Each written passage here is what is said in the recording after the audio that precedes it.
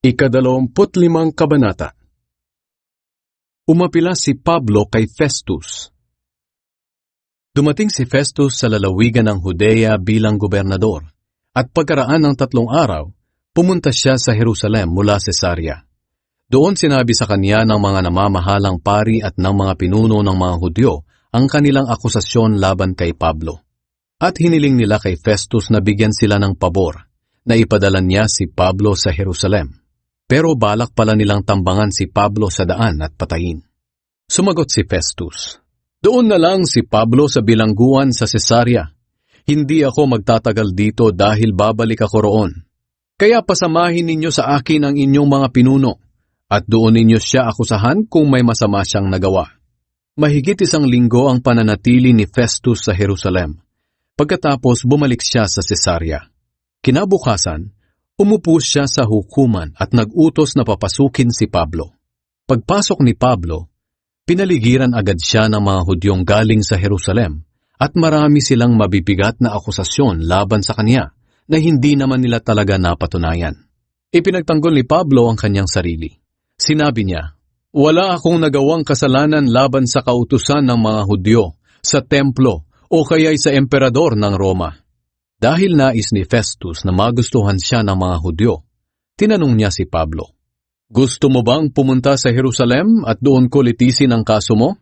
Sumagot si Pablo, "Dito po ako nakatayo sa korte ng emperador, at dito niyo ako dapat hatulan.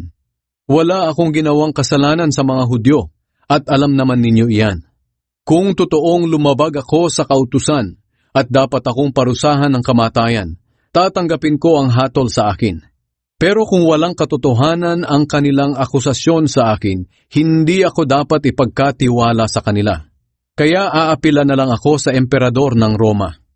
Nakipag-usap agad si Festus sa mga miyembro ng kanyang korte, at pagkatapos ay sinabi niya kay Pablo, "Dahil gusto mong lumapit sa emperador, ipapadala kita sa kanya."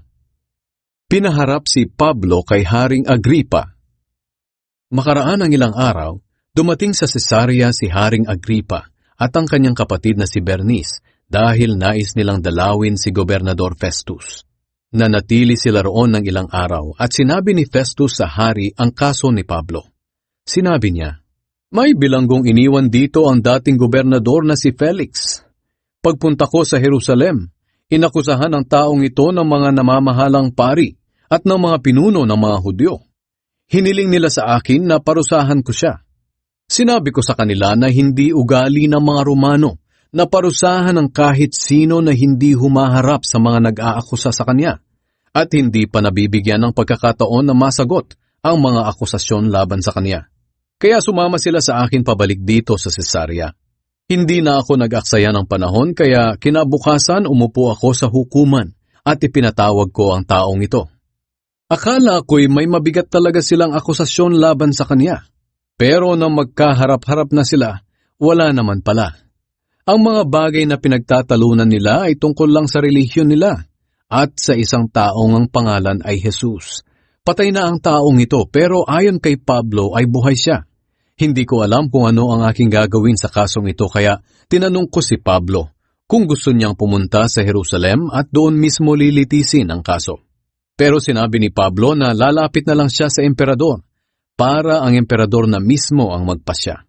Kaya nagutos ako na bantayan siya hanggang maipadala ko siya sa emperador. Sinabi ni Agripa kay Festus, "Gusto kong mapakinggan ang taong ito." Sinabi ni Festus, "Sige, bukas mapapakinggan mo siya." Nagsalita si Pablo kay Agripa. Kinabukasan, dumating sa korte sina Agripa at Bernice na may buong parangal. Maraming opisyal ng mga sundalo at mga kilalang tao sa lungsod ang sumama sa kanila. Pagkatapos nag-utos si Festus na dalhin doon si Pablo. Nang nasa loob na si Pablo, sinabi ni Festus, "Haring Agripa at kayong lahat na naririto ngayon, narito ang taong pinaakusahan sa akin ng mga Hudyo rito sa Cesarea at sa Jerusalem. Isinisigaw nila na ang taong ito ay dapat patayin. Pero ayon sa pag-iimbestiga ko, wala akong nakitang dahilan para parusahan siya ng kamatayan. At dahil nais niyang lumapit sa emperador, nagpasya akong ipadala siya sa emperador. Pero wala akong maisulat na dahilan sa emperador kung bakit ipinadala ko siya roon. Kaya ipinapaharap ko siya sa inyo, at lalong-lalo na sa inyo, Haring Agripa, para pagkatapos ng pag-iimbestiga natin sa kanya, mayroon na akong maisusulat. Sapagkat hindi ko maaaring ipadala sa emperador ang isang bilanggo nang walang malinaw na akusasyon laban sa kanya.